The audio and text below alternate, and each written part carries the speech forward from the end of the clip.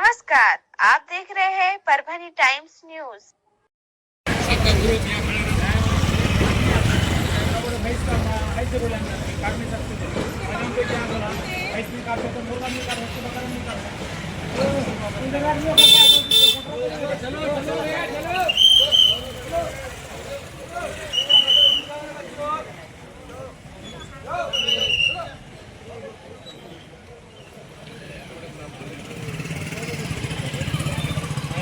Police प्रशासन की बैठक में अपने को मसाला होना खाली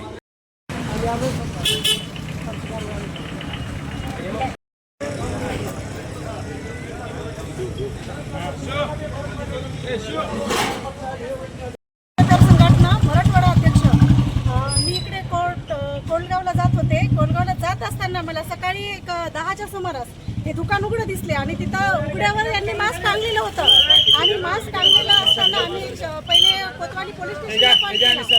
त्यांनी कॉल रिसीव्ह केला नाही. त्यांनी कॉल रिसीव्ह न केल्यामुळे 112ला कॉल केला.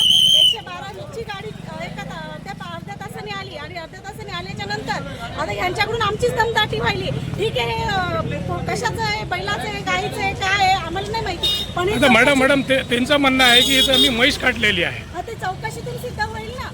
ज्यावेळेस आम्ही आलो त्यावेळेस आमच्याकडे व्हिडिओ वेगळे आहेत आणि आता अर्ध्या तासानंतर ते व्हिडिओ वेगळे आहेत ना. सॅम्पल वगैरे कलेक्ट केलेला आहे काय ते? आता त्यावेळेस आम्ही सॅम्पल घेतलं नाही पण व्हिडिओ घेतले होते आल्यानंतर. आता त्यांचं म्हणणं आहे की म्हशीचा मुंडका पण ठेवलेला आहे, कातळा पण आहे. मटण बदललेलं आहे, मी खात्रीशीर सांगते. 100% त्यांनी मटण त्यांनी दुकान आहे कुरेशी जी आहे मोहसिन सर ते स्पॉटचे म्हणजे स्थानिकचे असल्यामुळे हे पॉसिबल आहे ना. ते स्थानिकचेच आहेत, त्यांचे माणसं आहेत. त्यांनी आम्ही आज सकाळी मी असेल तर सॅम्पल मध्ये सिद्ध होईलच ना.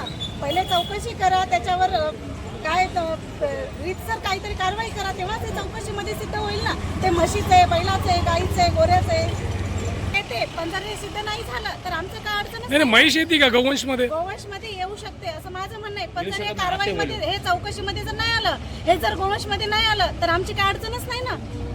त्यांचा आरोप आहे की तुम्ही म्हणतात की म्हैस. माझा आरोप आहे ना त्यांच्यावर, पण हे आरोप सिद्ध होऊ द्या ना. थँक्यू.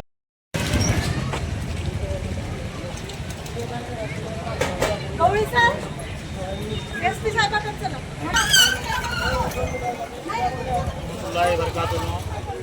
मैं कुरैशी बिरादर का एक नागरिक जिम्मेदार भी हूँ और हमारे सदर नहीं है, अभी बाहर गाँव गए हुए। और दूसरी बात, गाँव वंश का कायदा लागू है। गाँव वंश हम नहीं काट रहे, बैल भी नहीं, गोरा भी नहीं। आप भैंस का परमिशन है, भैंस काट रहे हो।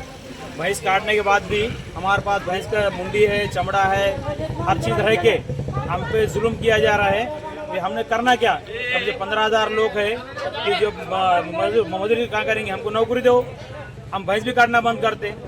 ये हमारे पे अन्याय हो रहा, हमको इंसाफ होना। अच्छा, आज आपने भैंस काटे बोल के क्या है आपके पास? उसका कुछ सिंपल है क्या? हमारे पास सिंपल भी है, चमड़ा भी है, मुंडी भी है और हम इसको जाहिर निषेध करते हैं कि हमको बहुत तकलीफ दे रहे। प्रशासन का क्या कहना है? जिस तरह से आज पुलिस यहाँ पर आई, आपने उनको सैंपल बताया है क्या? हाँ, पुलिस को हमने पूरा इजाजत भी दी है, सैंपल भी दी है और चमड़ा भी दी है उनके पास।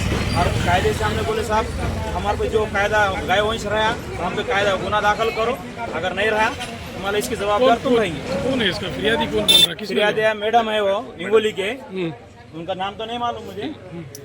मैडम है, आके वो बड़े गाँव भैंस भी बंद काटना पाबंदी है बोले, बंदी है बोले। भैंस भी बंदित नहीं है।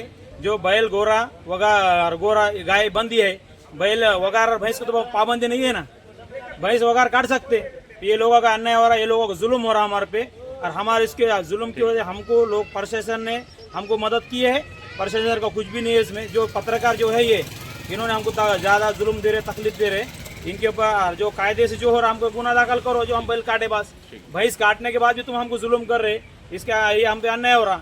हमको नौकरी दे दो, हम भैंस भी काटना बंद कर देते।